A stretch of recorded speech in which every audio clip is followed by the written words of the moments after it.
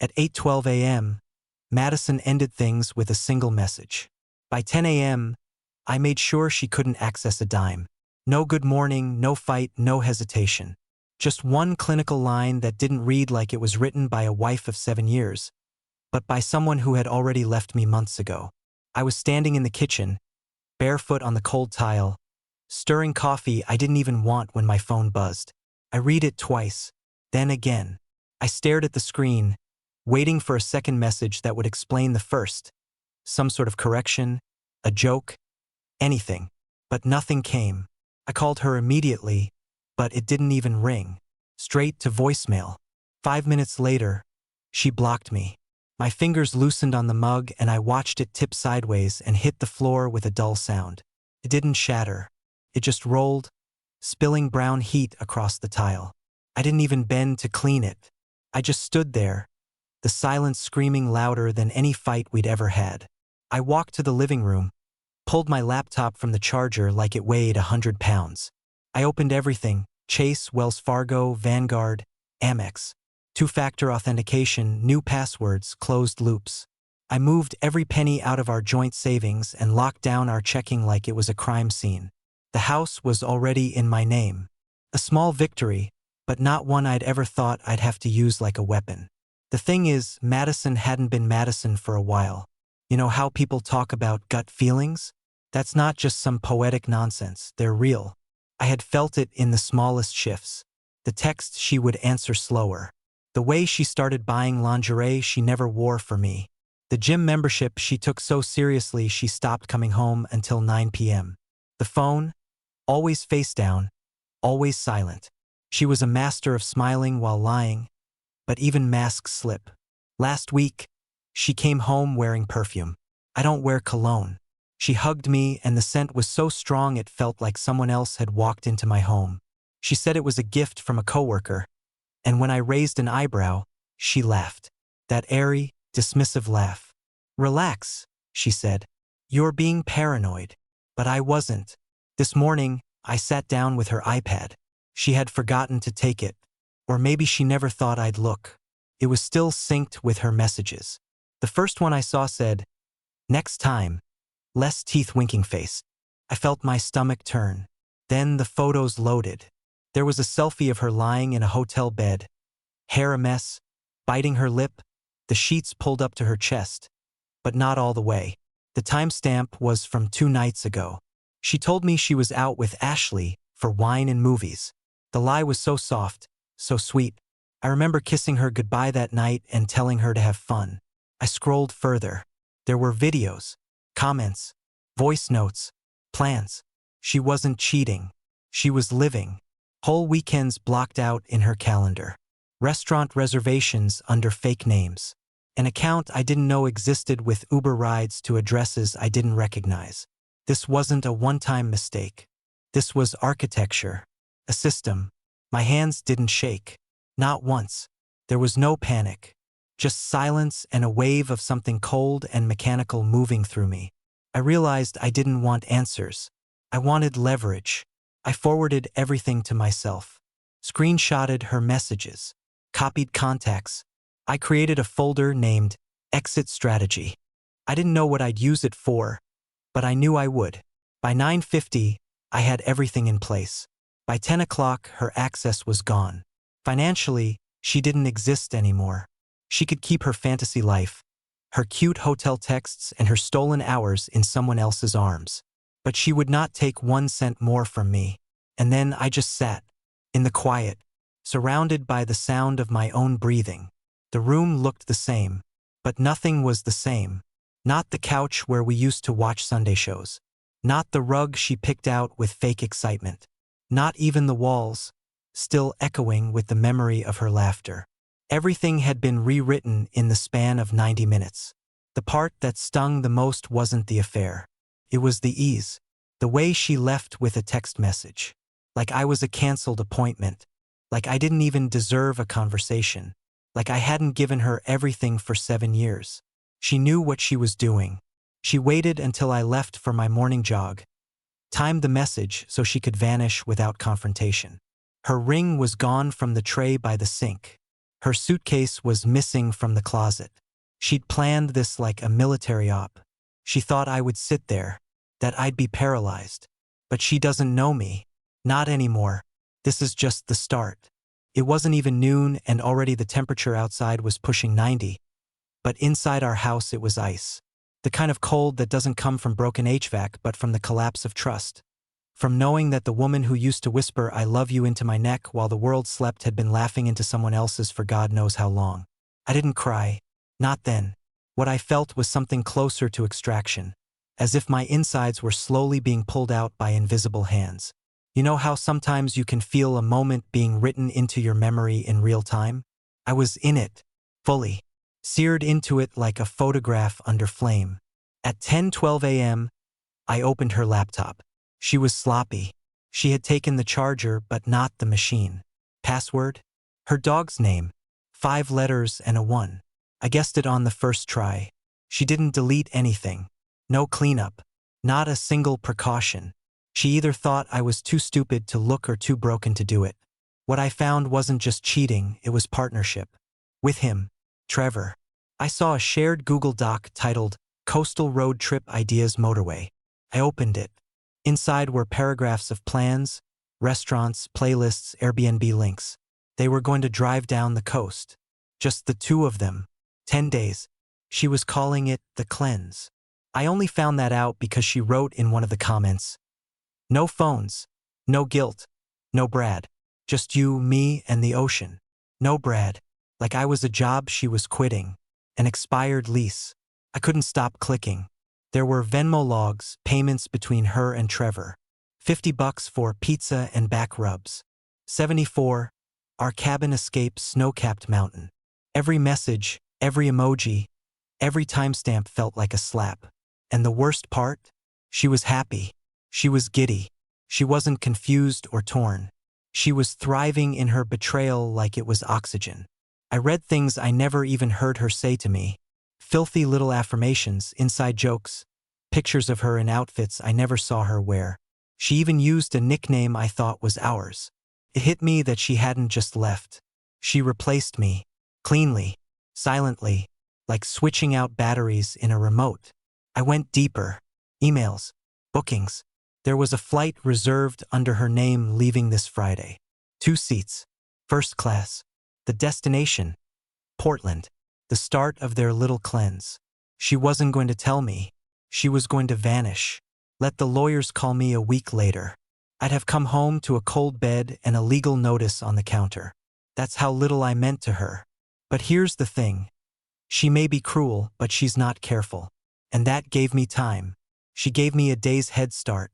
She didn't expect me to move. She thought I'd be paralyzed. That's her mistake. By 11 o'clock, I called our cell provider. I removed her from the family plan, canceled her upgrade order, cut the line. I called the insurance and froze her access. She hadn't paid a single bill in 2 years. Everything was in my name. It took one 30-minute call to turn her profile into digital dust. She had moved out quietly, but I was going to make sure she stayed gone noisily. Then came the hard part, the calls. I rang my brother, my mom, my best friend, Kyle. I told them the truth, not to gossip, but to own it. I wasn't going to let her version of the story go unchallenged. She left me this morning, I said. She's been cheating. I've got the proof. She's flying out with him on Friday. I'm fine, but I'm handling it. Every call drained me a little, but every time I said it out loud, it got easier. Like lancing a wound. The silence in the house stretched. The clock ticked. My phone didn't buzz. She didn't call. She didn't text. No apologies. No panic. Just complete and total abandonment. She was done with me, but she didn't understand. This was not over. I opened the folder I'd created earlier. Exit strategy. And I started a list. Not for revenge. Not out of rage. But because I deserved closure, and she wasn't going to hand it to me. She thought she could disappear.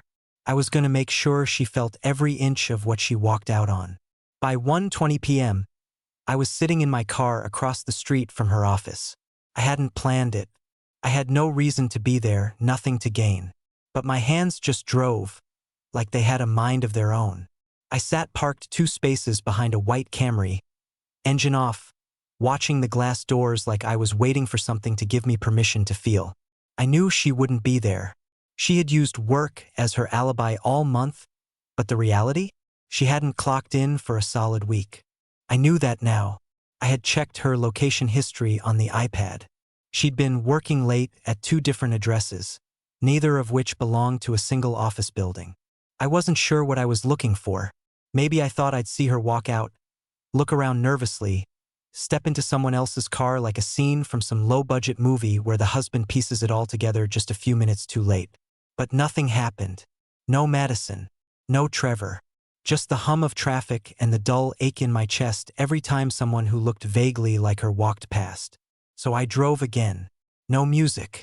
No GPS. Just me and the sound of tires eating up pavement as I circled the same 3 blocks around her favorite cafe. Her gym, her best friend Claire's building. Claire, who had gone suspiciously quiet the last few weeks. Who used to call me the best thing that ever happened to Madison. I wondered if she knew. I wondered how many of them knew. I drove past the hotel. Their hotel. The name glared in neon against the afternoon sun. The Elmbrook. I pulled into the parking lot and sat there, hands gripping the steering wheel so hard the leather creaked. I didn't go inside. I didn't need to. I had already seen the receipt on her email. Room 209. 2 nights. Paid in advance. Part of me wanted to walk in and ask the desk clerk, "Do you remember her?" Just say her name, let them react. See if there was any recognition, any flinch of guilt. But I knew I wouldn't get what I wanted. That part of the story had already played out without me. When I got home, her scent still lingered in the hallway. That same perfume from the other night, the one she said was a gift from Ashley. It was mocking now, woven into the walls like a ghost. I threw open the windows, every single one, as wide as they could go. I stripped the bed, washed the sheets. Her pillow went in the garbage. Then I opened the closet. She hadn't taken much. A suitcase and some essentials. But her dresses were still there. So were her heels, the red ones I bought her for her birthday 2 years ago. She said they made her feel dangerous. That word made more sense now. I took them all down. Dress by dress, hanger by hanger. I didn't burn them. I didn't cut them up like some melodramatic sitcom character. I folded them, precisely, like I was prepping them for evidence. Because in a way I was. Then I saw it. A small shoebox tucked behind the winter coats. I don't know why I opened it. It wasn't locked. It wasn't hidden. But inside was a bundle of old cards, photos, notes I had written her. Plane tickets from our honeymoon. A pressed flower from our first anniversary. A keychain I gave her the night I proposed. All this time I thought she didn't care about memories. And here they were, cataloged in the dark. That's what broke me. Not the photos with Trevor. Not the messages. Not the lies or the stolen money or the plans she made without me. It was this box. This careful box. This quiet little graveyard of a life she'd already buried. I sat on the floor with it in my lap, and for the first time that day I cried. Not because I missed her, but because I realized that some version of her, maybe the one from 5 years ago, maybe just a shadow of a shadow, had loved me. And that version had died long before today. She didn't leave me today. She left a long time ago, and I hadn't even noticed. That night the house was too quiet. Not peaceful quiet, unnatural quiet. The kind where every tick of the clock feels like it's counting down to something. I couldn't sleep in the bedroom. I couldn't stand the smell of her hair on the pillowcases or the outline her body had left on the mattress. It felt like lying next to a ghost that was still warm. So I slept on the couch. I laid there staring at the ceiling until 3:41 a.m. when my phone buzzed. It was a new number. No name. Just a single text. "You didn't have to freeze everything. I get it, you're angry, but this is childish." I stared at it for a long time. My stomach turned. She wasn't panicked. She wasn't sorry. She wasn't even curious how I'd found out. She knew. And all she cared about was money. Her comfort. Her inconvenience. Not the betrayal. Not the nuclear bomb she dropped on my life. Just the fact that her credit card didn't work at brunch. I didn't reply. Not right away. I needed to understand what kind of person sends that as their first contact after abandoning a 7-year marriage in a 6-word message. I opened her Instagram. Of course, she hadn't gone dark. She'd simply blocked me. But I knew how to get around that. I made a dummy account. No profile picture. No followers. Just a fresh pair of eyes. Her latest post? Uploaded just 2 hours earlier. A boomerang of her clinking glasses with someone across a candlelit table. Caption: New beginnings, dizzy. The bile rose in my throat. The post had a location tag. The Lantern Room, a trendy little rooftop downtown that we'd always talked about trying but never did. Too expensive? Too busy? Too not our scene. But apparently it was their scene now. I zoomed in on the reflection in the wine glass. You couldn't see his full face, but the outline was clear. Sharp jaw, smug smile, watch I'd seen once before in a photo she didn't know I'd seen. Trevor. I wasn't angry. I was still. The kind of still that comes before a landslide. The kind of still that tells you whatever you're about to do next will change things permanently. And that's when I knew. I couldn't keep circling this like a wounded animal. I had to confront her. Not scream, not beg. Confront. Let her show her cards. Let her speak her truth, even if it was made of acid. I waited until noon the next day. Then I messaged her. Just one line. You can come get the rest of your things. I'll be home for the next few hours. After today, I'm changing the locks. Read. No reply. 30 minutes passed. Then a new text. Fine. Be there soon. Don't make this dramatic. Don't make this dramatic. From the woman who detonated our marriage with a single text and vanished into someone else's arms without a flicker of guilt. The sheer audacity of it hit me so hard I laughed. Out loud. Alone. I paced for an hour before I heard her car pull into the driveway. And then she walked in. Like nothing had happened. Like she forgot what she'd done. Like she had just come home from a Target run and expected everything to be in its place. She didn't even make eye contact. Just went straight to the bedroom, grabbing a few clothes, makeup, chargers. Calm, cold, completely detached. I won't be long, she said, barely glancing at me.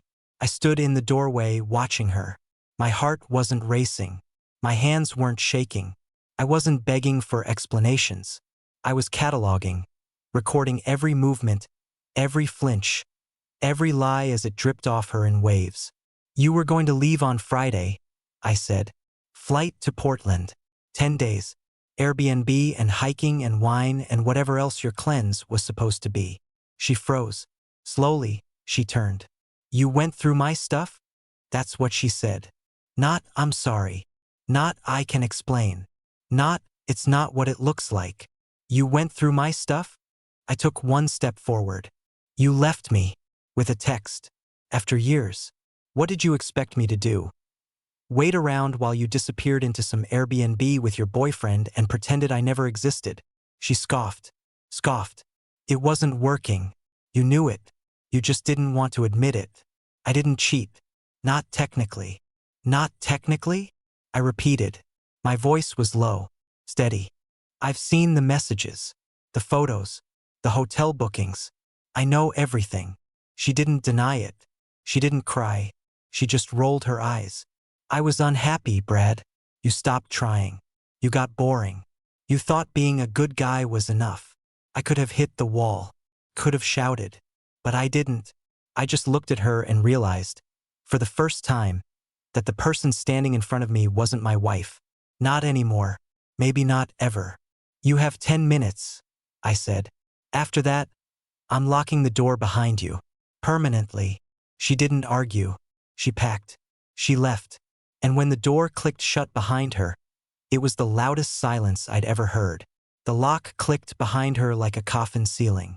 I stood there, one hand on the doorknob, staring at the space she had just occupied, at the faint outline of her perfume still hanging in the air. She hadn't looked back. Not once. She walked to her car with that same irritating calm she wore like armor. Like none of this touched her. Like I was a chapter she had already rewritten in her head as a lesson she'd outgrown. I stood in the hallway for a long time after she left, just listening to the quiet. Not a peaceful quiet. Not freedom. Not yet. It was the aftermath. The kind of quiet that follows disaster. The one that dares you to move because every step forward is an acknowledgement that the world you thought you lived in is gone. I eventually walked back into the bedroom. Her closet door was open. The drawer where she used to keep her jewelry was half empty. She had taken only what sparkled. She left behind the sentimental things. The bracelet I got her on our first anniversary. The necklace she once said she wanted to pass down if we had a daughter. Those things were nothing to her now. Just dead weight from a version of herself she'd already abandoned. That night, I opened a bottle of bourbon I'd been saving for something. I didn't even know what for. A promotion? A birthday? Something good. But now it was mine to drink for survival. For clarity. I sat on the back porch and listened to the crickets and the faraway hum of a train as I took slow sips and thought about everything she'd said. I was unhappy. You got boring. You thought being a good guy was enough. The words replayed, looping like static in my mind. It wasn't just the betrayal. It was the rewrite. She had taken our entire story. All the effort, the loyalty, the weekends I spent helping her family move or listening to her cry about friends who ghosted her, and crumpled it into a single idea, that I had become inadequate, disposable. But what she didn't realize, what she could never understand, is that I had never stopped trying. I had never checked out. I was loyal not because I was weak, but because I chose her every day, even when it got hard, even when the spark dimmed, even when she became harder to love. That's what love is. It's the work, the grit, the showing up even when it's inconvenient. And she traded that for hotel sheets and candlelit cocktails with a man who didn't know the worst parts of her yet. I didn't sleep that night. I didn't even try. I sat on the couch with a yellow legal pad and made lists. List 1. Assets she doesn't know I kept. Savings account I never merged. Backup credit card in my name only. Car title. Stocks she never asked about. List 2. Things she'll probably try to fight for. The dog, not happening. The guest room furniture her parents bought. The espresso machine. Her share of the house. List 3. People who saw her for what she really was. My brother. My best friend Kyle.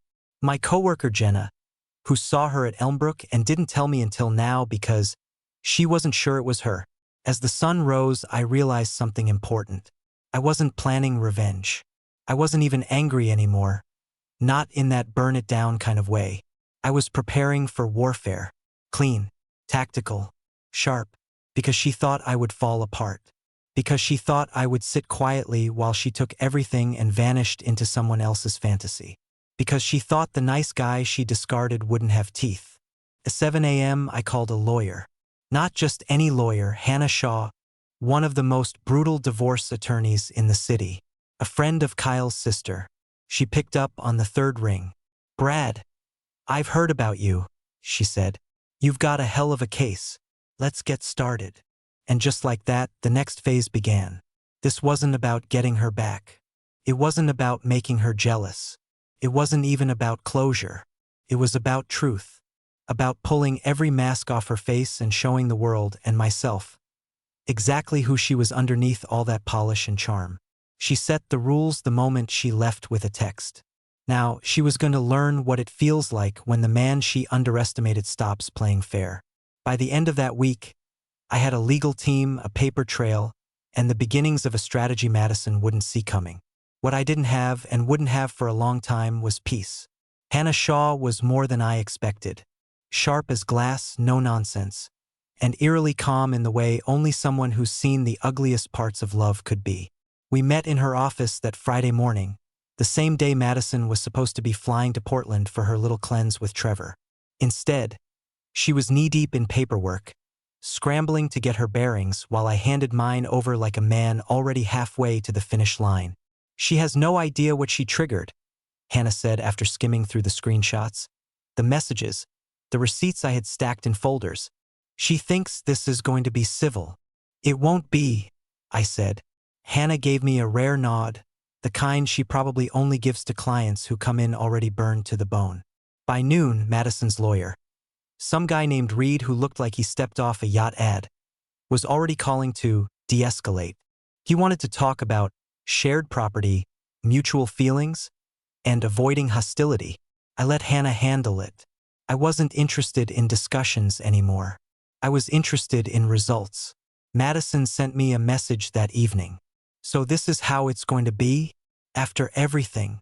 I didn't reply. There was nothing to say. She had written the ending. I was just making sure it was delivered in full.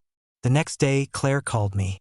Yes, that Claire, the best friend, the one who went radio silent, the one I had suspected knew more than she let on. Her voice was trembling when I picked up. "I didn't know it was this bad, Brad. I swear. I thought she was just going through something temporary. I didn't know about Portland. I didn't know she was planning to leave like that." I didn't respond. I let her speak. She needed to. "She said you weren't listening to her anymore. That you didn't see her." I almost laughed. Not because it was funny. Because I had seen Madison so clearly, so painfully. For years. I saw her when she broke down about her dad's drinking. I saw her when she failed the nursing program and thought she was a failure. I saw her when she lost her job, when she sobbed over nothing, when she said, "Don't let me go, even when I'm awful." And I never did. I saw her, the real her. That was the problem. "She manipulated you too, Claire," I finally said. "You didn't know. But now you do." Claire didn't fight me. She just said, "I'm sorry." And I believed her. Later that night, Kyle came over. We sat in the garage with a case of cheap beer and no music. Just silence and memories and the sound of two guys trying to make sense of a hurricane that had already passed. "She was always a little cold, man," Kyle said. "I never wanted to say anything. But she looked at you like she was measuring how much longer she had to pretend." That hit harder than I expected. Because deep down, I had seen that look. Too many times. I just convinced myself it was stress, or anxiety, or some other temporary storm we'd weather together. But it wasn't temporary. It was erosion. Slow, quiet, corrosive. And the truth? I didn't lose her this month. I lost her long ago.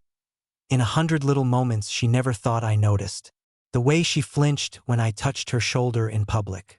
The way she started locking the bathroom door even though she never had before. The way her laugh changed. Less joy, more performance. That night, I started writing it all down. Not for revenge. Not even for court. For me. To remember. To stop romanticizing the version of her I'd invented to survive. Page 1, the first lie she told. Page 2, the night she came home drunk and said, "If I didn't marry you, I'd be someone's trophy wife by now." Page 3, the morning she laughed at the card I wrote her for our anniversary and said, "You really still do this stuff?" It was all there, right in front of me, pieces I had polished, excused, hidden. Not anymore. The more I wrote, the lighter I felt, as if I was peeling off layers of something that never fit. By midnight, I had 20 pages. 20 pages of truth. It was the beginning of something new, not healing, not yet, but real. No more pretending. She left with a lie. I was staying with the truth. Monday morning came with a bitter wind and the sting of inevitability. I sat on the edge of the bed, my bed now, and stared at the last framed photo I hadn't taken down. The two of us in Chicago, for years ago. Her arms around my neck, my hands on her waist, her smile so full it almost hurt to look at. It wasn't real. Or maybe it was then. But knowing what I knew now, it felt counterfeit. Like someone else had worn her face just long enough to convince me I was safe. The doorbell rang at 9:17 a.m. I opened it to find Madison standing there. Not in tears, not ashamed, not soft. Dressed like she was headed to a job interview, lips glossed, hair tied back tight. In one hand she held a sleek folder, in the other her phone. "You're not supposed to be here," I said, stepping aside but not letting her in. "I have a list," she said, just like that.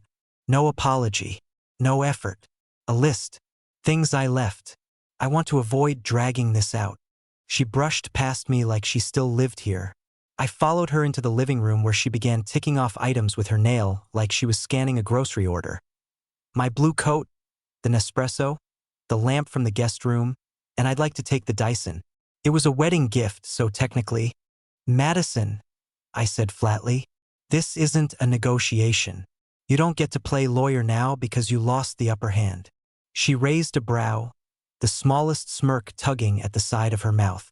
So this is who you are now? No, I said. This is who I've always been. You just never looked close enough.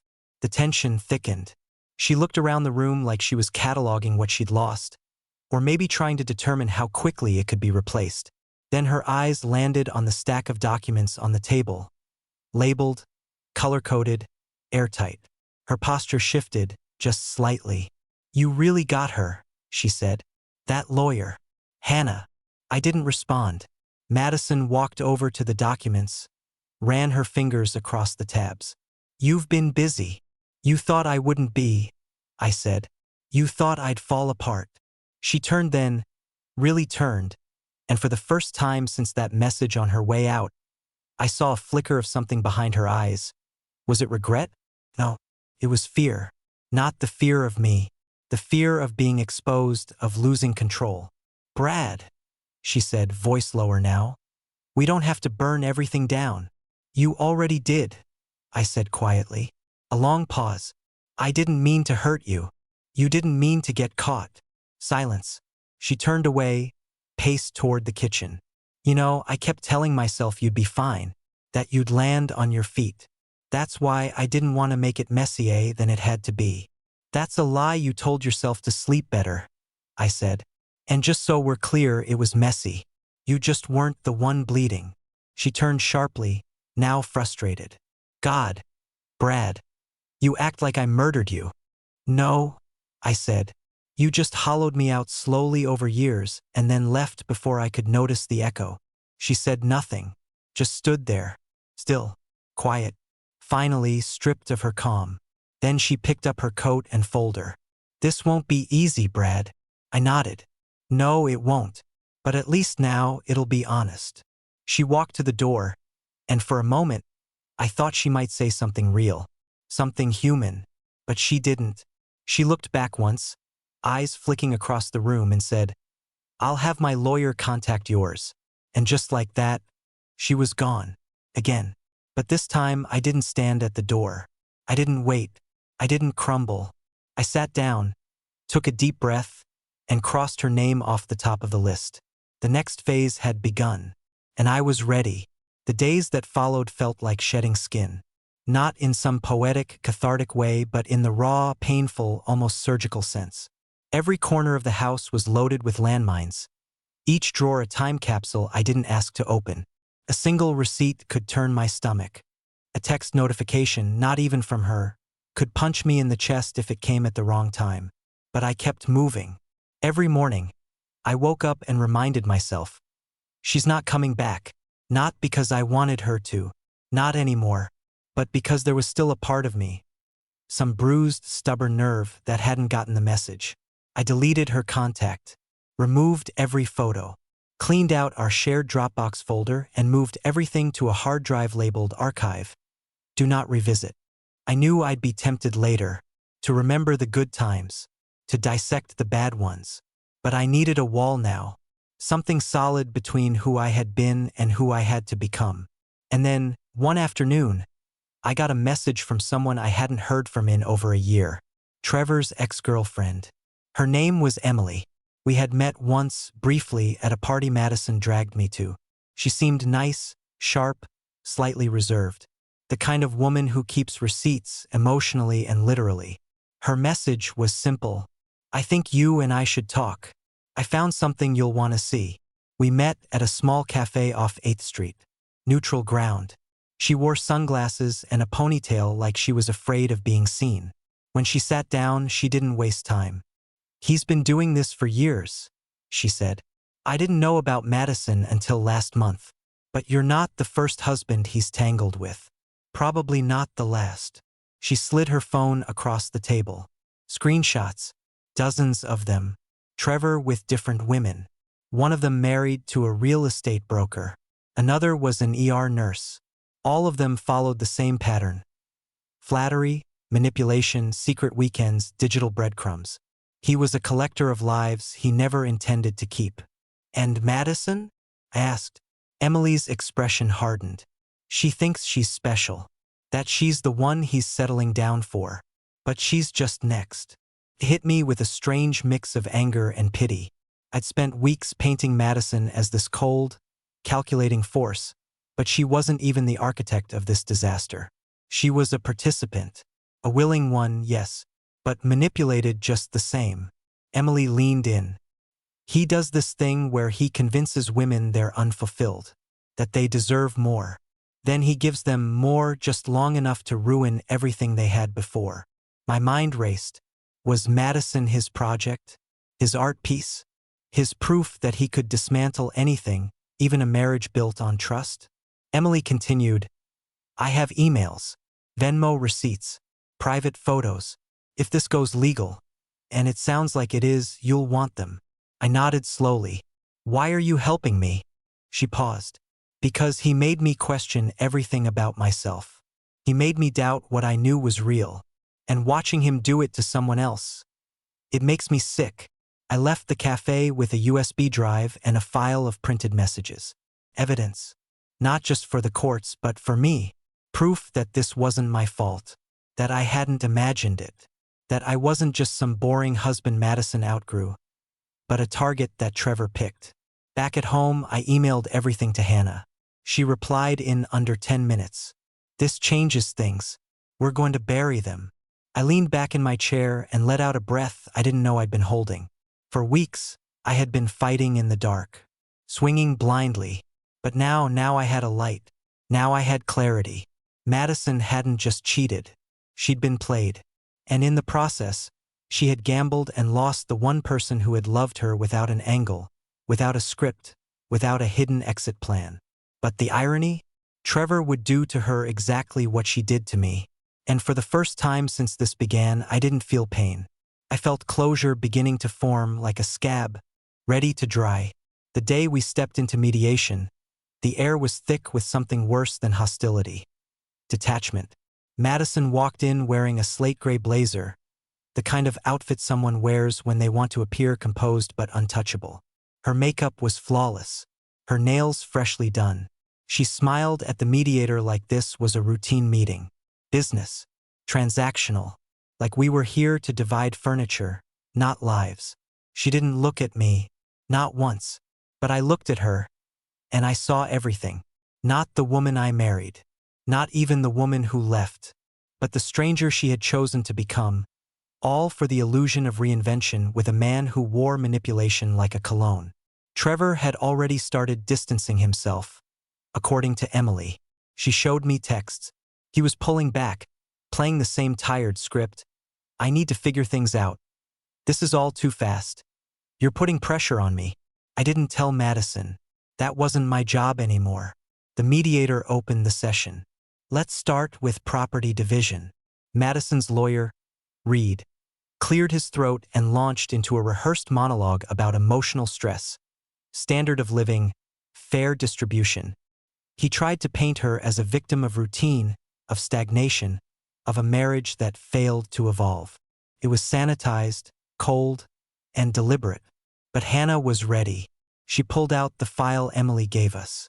She laid it on the table like a hand of aces. Your client left the marriage without notice.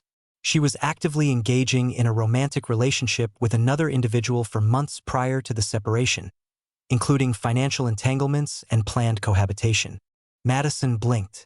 Reed stammered. We're not here to assign moral blame. Hannah didn't flinch. We're here to establish fact. And the fact is, this was a coordinated abandonment. The mediator raised her hands. Let's stay focused. We did. Madison stayed quiet. It was the first time I'd seen her rattled. Her lawyer leaned in, whispering, gesturing toward the folder. She nodded slightly, then looked down at her hands. Her mask was slipping. She realized we had the truth and the receipts to match. And it got worse. When it came time to discuss the house, she said, I put in just as much emotional investment. Hannah leaned in. Your client hasn't contributed to the mortgage in over 14 months. All bills were paid by Mr. Kessler. She was unemployed by choice. No children. No joint investments. The emotional investment, while relevant to memory, is not a legal stake. I didn't speak during most of it. I didn't need to. My presence was enough.